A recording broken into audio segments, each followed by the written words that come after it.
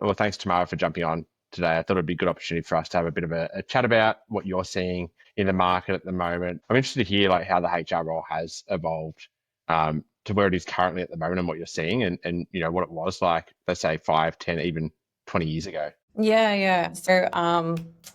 I hate to show it in my age, but I have been now in the HR profession for over 20 years. So I've definitely seen some changes over that time. I think for the first probably at least 10 to 15 years of my career, it actually probably felt like a little bit more stable as far as the people function go. You were there to sort of set the standards and procedures and policies, and you were the go-to person for people to talk to. We had the GFC there around that 2008, 2009, but it just probably felt a Mm. little bit more stable. Again, different industries had their, own things going on across that time, but I feel like the last 5 years has definitely been the biggest change in the people function. So as everyone knows, 5 years ago, COVID happened. And literally overnight, we had to move everyone to fully remote. And I think as well, you were in this time where people would come to you with anything from some mental health challenges they were going to how do they make this work for their own role. You had no longer you were having these in-office conversations. Everything was going remote. And again, just even from a personal factor, I also I had two little ones under the age of 6, and my husband and I were both working full time. It was my son's first year of prep, so we're also homeschooling, and also doing that with everything else going on. It was a bit of a crazy time actually. So and then we went from there to suddenly the unemployment market, the rate just dropping, and we went through a tightening. And I'd never seen anything like that again. Prior to that, we were in that sort of late 5% here in Australia, and suddenly the unemployment market just absolutely just got so tight, and especially in tech, a company that I'm part of with Compono, it went to a whole new level. So we went from dealing with that crisis to then dealing with, as everyone called it, the war on talent, especially in tech.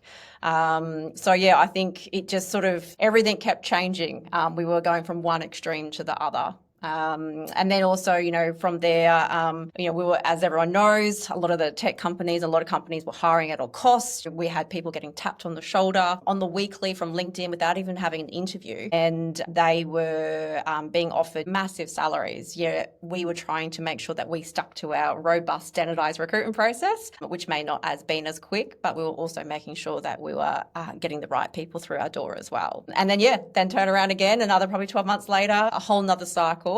Whereas a lot of people know we then had to go through restructures as well. So it definitely has, I feel like, been a really turbulent time for the people function over the last 5 years. Yeah, look, and something you just mentioned then really stands out to me, the remote work piece. I'm interested to hear because Compono still works and offers that remote workforce for those that aren't working actively in Queensland or in Brisbane, where we do have an office. I'm seeing a lot of businesses these days where they're actually starting to bring, or I guess, reel that in a bit, and they're starting to say, "Hey, look, we've tried it, but now people are going to come back in the office. If you don't live locally, or you've either the option to move or take a redundancy option, because part of what we're doing now is everyone's going to be coming into the office." I'm just keen to hear from your view how Compono has managed that remote workforce. Is it something that's working? What are the challenges that sit there? And I guess what Compono's plans are. I mean, you don't have to go too much into that, but just really keen to hear what I guess is working really well for that remote side and what the challenges are that you face in that space. Yeah, Yeah, so we are, I'd say, a small scale up if you're looking from a scale up perspective for size. But yeah, we have a Brisbane office, so we have hybrid here. So 2 days in a week for our Brisbane region staff. But otherwise, yeah, we have employees from across Australia, from New Zealand, Philippines, Thailand, Spain, UK, Poland, all over the world. So yeah, we did that for a number of reasons. From anything from we acquired companies who were already in those regions to we had the war on talent.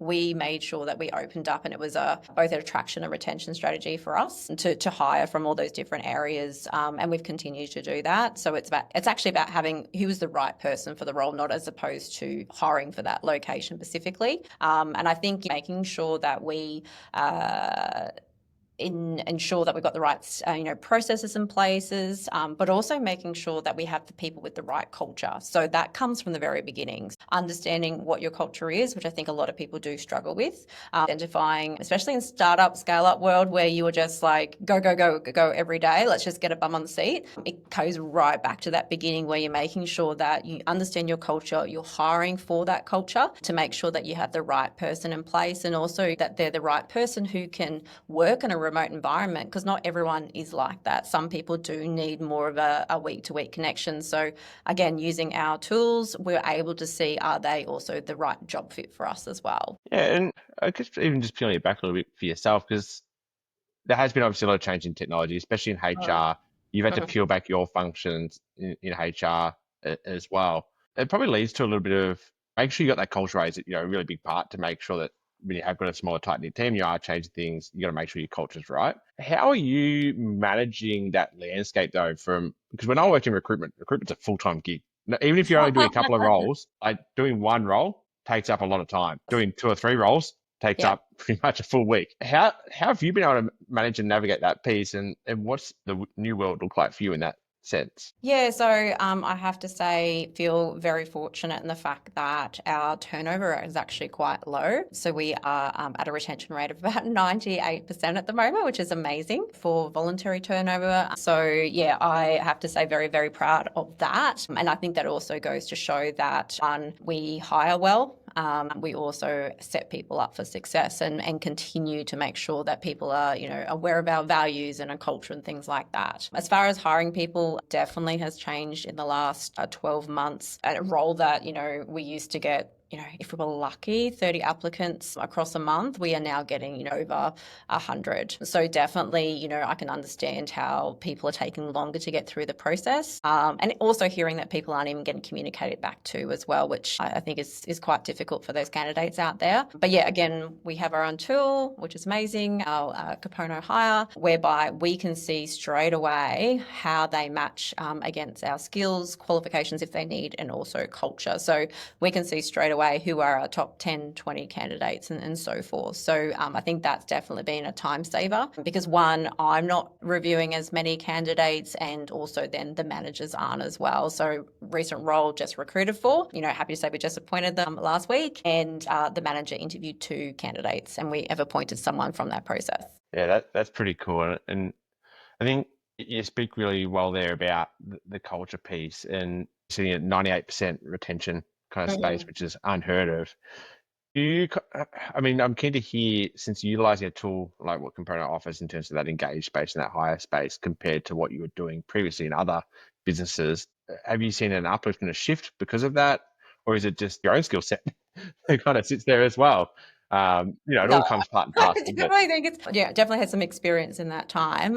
But yeah, I definitely think that technology has definitely helped. I have used a couple of different recruitment systems over my 20 plus years. And it's actually one of the reasons why I came on board with Compono is because of the hire tool. It was the very first product the company had. And I was at a very large company, we're talking 20,000 employees, which had a recruitment management system, which was great, but literally it was manually going through and they had whole recruitment teams whereby they would look at resumes to search for skills and qualifications, and when you're looking for certain licenses and tickets, that takes a lot of time, and you're trying to compare apples with bananas. It doesn't work. So yeah, for me that was huge, a change for me that I wanted to be part of that. And also again, it's the culture thing. We look for skills and qualifications, and I think culture fit is just completely underestimated because you can teach these other things. And again, look at AI, another technology disruptor that's coming in. So that's another thing that's, I think, going to change things. Not everyone's going to have all the skills and experience. It's about partnering with AI and using that as a tool. I'm actually going to come back to that AI part in a moment because I want to ask a little bit more about, especially in HR functions and adopting AI. Keen to understand that a little bit deeper. But I just want to add some value to, even in my experience, when I've had to use hire internally, hiring for my specific team. And coming from a recruitment background, I get it completely. Like one of my biggest challenges was you get so many CVs that look the same, especially if you're hiring for a junior to middle level role and Yes, senior roles as I well, but appreciate especially for that. a junior to middle level roles. Yeah. The CVs all look the same. They've all got the same skills, qualification. They're often written very similar as well, and it's hard to differentiate. Yeah. So when I was using Hire, and it's probably one of the reasons I came on board as well, because being able to kind of fight through the noise is one of the Mm. hardest parts. And again, I've seen other systems where you can fight through the noise by using keyword searches and and the like. Yes. But again, it's looking through the same kind of pieces. So And you might miss that great candidate. what might look good on paper, but not Mhm. necessarily right in person, and vice versa. Flip that around. What is right, but doesn't Yeah. look right on paper. Those kind Yeah. of Yeah. pieces, and Exactly. that stands out a lot. But yeah, what I was kind of, I guess, getting to there, I noticed it big time when I was hiring for a junior level role into my team, and being able to actually look at it from a culture match kind of point, and actually seeing who's going to fit into the teams, and even just working inside of our growth team here at Compono, you see the different personalities that Yeah. align and make up the team becomes oh so important in the way It that we does, all kind of definitely. work together. Um, so yeah, wholeheartedly agree with what you were saying there. But I am very keen to ask that piece around AI because again, even when I'm chatting to people around our software, it's especially when I'm talking to HR professionals, AI is the buzzword at the moment. But more often than not, most don't know where to start, or Yeah. they may talk about it, but they don't actually know how to implement or where to actually bring it in. It's a big piece, even for me and my team. I It's think, yeah, like, I think we're how still do in you that use sort it? of trial and error era. You've got, I feel like even just listening to a few, webinars and reading things at the moment, you've got a couple of different groups of people. You've got the people that are probably, they are a bit probably scared of it and looking at more probably from that privacy and security piece, which I can totally understand. Then you've got people who might be a little bit afraid of it. Is it going to take over their job? And then you've got this a group of people who are interested and, dabbling. And then you've got the other people who are really getting into it and using it, and it's helping them in an everyday capacity. Yeah, and I think I even see that internally in our team. You see the people that are fast moving and want to adopt straight away. And there's the more risk averse. And that comes back to a bit of the personality stuff that we even do. When you look at our work personality wheel, it's like Yeah. you've got your doers and the likes that tend to like having their, structured routines, and they go about just doing the same things. Then you've got your pioneers and that are a bit more innovative, that, they want to jump at the new technology and they want to implement Yeah. and utilize it. But I mean, I know in our growth function, I see so much use for AI, and I could see Definitely. where we can kind of utilize it. HR, though, that's a whole different beast in its own right, because you're obviously dealing with people's personal data inside of the Yes. organization as well. How are you navigating those pieces? Yeah, so I am actually the coordinator personality style, which is probably not a surprise to a lot of people. So I'm probably, on the bit more reserved side of things. But yeah, I can definitely already see the benefits. I'm using it more on an everyday from an admin process perspective. So here at Compono, I am a standalone chief people officer, which means basically, you are everything from doing the hands-on recruitment to being the payroll coordination with the chief financial officer, to setting a strategy, to being innovative, to dealing with, okay, there's an issue or someone needs to work through a conflict or something like that. So you are everything to everyone. And, that can be quite daunting. And, I think it's also really important to understand, especially I think from a smaller company perspective, where the HR person has come in on the journey. Have they come in, at the very beginning where, it's about 20 people and have been part of the integral process of setting out people processes from the very beginning, which I think is really important? Or is it someone that's come in when the organisation is, 50 plus and having to maybe undo a lot of those processes or solving a few issues and setting up things on the fly as well? I think they can be quite two different experiences. I was fortunate in the fact that I was brought in, our CEO, he saw the importance of the people function from the very beginning. So I was brought in a sort of a part-time capacity at the very beginning to help set up those processes from the very beginning. So we had those from a best practice, but also meant that we didn't have our operational people like our CTO or our product managers trying to figure it out and having someone there to coach them through that. So I'd say I'm still at very very beginning, but I can already see the benefits. As I said earlier, we've got people from 6 different countries across the organisation. I am a standalone function here, and I'm actually not even full-time, I'm part-time. And being across all the different employment legislations, it's a lot to do. And I've been starting to create my own AI agents to be able to try and keep myself updated with all those legislative updates, because even that is a task in itself. So that's been already a game changer for me. Being able to go, okay, what has changed in New Zealand or something like that, and making sure that I'm keeping up to date with that. So I was about to mention that, yeah, because we spoke about it at the start, but Compono is not just based here in Australia. So you've got different legislations across different countries and yeah, continents. even if you've got 1 or 2 people, you still need to understand. I think that can't be underestimated. You've got not only legislations, you've got the time zones, you've got different cultures even that you need to understand. And, we've got people here where, we've got a manager in New Zealand, and then they have direct reports in Spain, and that Spain manager then has direct reports across multiple countries in Europe. So yeah, we're definitely global when you think about it that way. But yeah, I think we've set ourselves up quite well. And do you see AI being able to help in that space? Is that something you've started to dabble towards, all the different legislations that you kind of have to manage across different continents? I'm Yep. So assuming things change so regularly, but AI is able to obviously potentially be a part that can support you from that level of giving you updates on when those things are changing. Yeah, so that's what the AI agents are. So I feel like, and again, I'm still working my way through it, but I feel like using AI, ChatGPT, Google, Gemini, whatever your preference is, it gets you that 70-80% there. It gives you that grunt work. And then it's then for you to do is double checks that it's giving the right information and refine it in your own way. So I feel like it gives you that big starting step. And I think, without it, I think I know I'd be struggling to get some of my stuff done just from a day-to-day perspective. Yeah, no, that makes complete sense. And funny, actually, I didn't even know you were a coordinator, but I'm actually a coordinator as well. So I it's knew you interesting. were. I know that you knew I was, but it's actually an interesting one, because if I look at it, we're both coordinators, but we're still quite different in the way that we probably operate. But I think that's an interesting topic when you look at the personalities. It doesn't just pigeonhole you to that's what you are. No. It just means that's where your strengths lie. Where my go-to is, where my comfortable nature is, and so that innovation side of things is not. So I've had to really lean in and sort of dip my toe in the water slowly and get my head around it. But yeah, I can already see that the benefits are there, and it's going to be here whether we like it or not. And I think every 6 months you're going to see the massive changes that are coming. Yeah, for sure.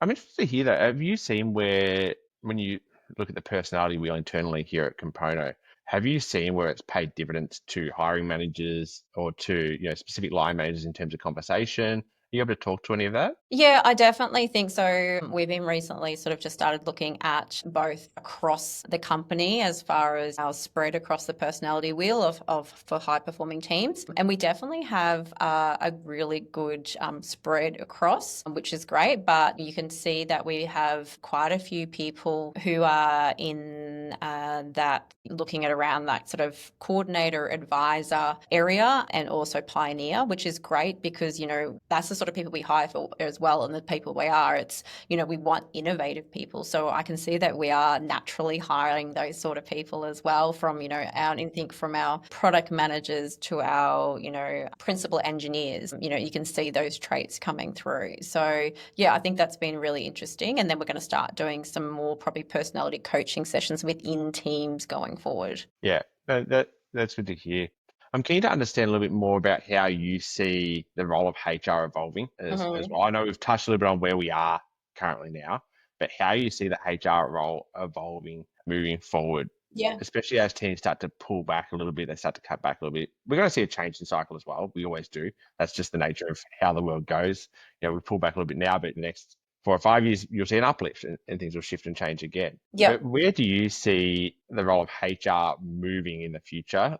You can talk a little bit about where you see it from Compono, but it'd be good to kind of hear more broadly where you see the role of HR going. Yeah. So I definitely think The people function, we've spoken so long about getting away from that admin and compliance. I think with AI coming, that's going to become even more real. And even having AI bots where rather than waiting for HR to come back to them to ask a question about, I don't know, what leave entitlements they're able to, or maybe even, gosh, a question a manager has about how to handle a situation that has just popped up for them. We're going to have AI bots to be able to help us do that. So that day to day, I think, is going to probably even decrease further. Away from that sort of compliance and admin questions and things like that, and would actually allow us to do more things around making sure our teams are high performing and work on things more around culture. Again, people function, you never know what's going to happen. An acquisition happens, so you can concentrate on that sort of thing. So I actually think it's going to save us time, but also give, whether it's employees or managers, access to information and tools that they've never had available. They have to, hey, can I have 5 minutes of your time? It sounds like you've started to actually think about this a little bit, though, in I terms have, of, I have. you know, Yeah, I definitely think it's you going to go and change. create your own voice agents that you can Yeah, utilize that people can talk to. exactly. I don't think our people teams are going to be as big as they have been in the past. Again, I'm not sure of the timeframes, and I think it's also dependent on the how innovative maybe or risk averse the company is, or what their CEO values are or the company values are of how they embrace that. Because it is scary. You're leaving that in the hands of something like AI that isn't a person. So yeah, I'm sure there has to be a Goes lot of, back to that AI piece, though, doesn't it? yeah, Like, I think with AI, there always needs to be a bit of oversight. I think it just comes back to that yes, cross-checking it. Yes, you might put it in the hands of AI, but I think it still needs a human overlap to be able exactly. to look at it and say, okay, has this been working? And whether that means if you're the HR manager, you've got your AI voice agents, but you might have to cross-check them once every week, every 3 or 4 days to make sure that they are, doing the right things. But yeah, I think even from a time zone perspective, like even now, like if we've had, as I said, had some European divisions. So sometimes they'll ask me a question, then I respond. It usually does take like 2 to 3 days when you go, if you're not making yourself work until 7 or 8 o'clock at night, those people could get a response back a lot quicker. Yeah, I think just listen to what you're saying. It just allows you as a HR chief people officer or even a HR manager, if you're a HR manager in an organization, to be more that strategic mindset as opposed to being the old school kind of admin, like you were saying, Exactly. the policy holder, the police person sitting at HR. Whereas what I've experienced even working as part of internal HR functions is they generally want to be the strategic advisors. They want to be able to do that strategic work. So, I mean, that's pretty cool in itself. Yeah, so I definitely think we're going to go through another evolution. So yeah, the people function is going to keep being disruptive, and more innovation is going to come our way. And I think it's going to be whether people choose to embrace it or not. Yeah. And look, everyone's going to have their own mindsets, to be Hmm. fair, and that's okay. I Yeah, think from my experience, though, and what I'm seeing, I think it's just about being willing to adopt, like you were saying before, but still understand it. It's not going to take your job, but those who kind of move with it are going to be able to be forward thinking, going to be able to create the right way and, be able to move faster potentially in the future. But keep in mind, AI is not the human.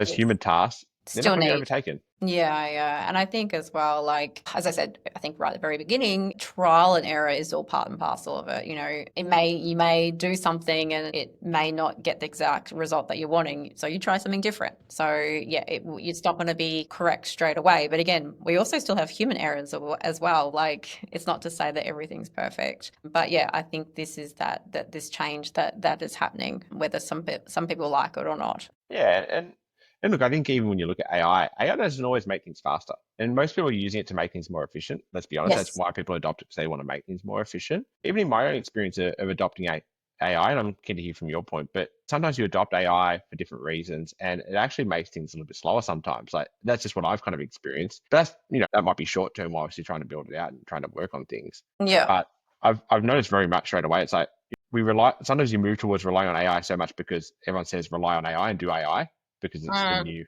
way of doing things. I've learned on occasion it's actually better to just do the human style and get to do things I a think that's the certain thing. way. It's not just doing AI for the point of doing AI. I think it's about, okay, taking a step back and analyzing, okay, all the things that you do, all the things that are important, and then going, okay, let's focus on a few key areas that are going to help me. I know specifically for myself, it's around that, again, being a standalone function.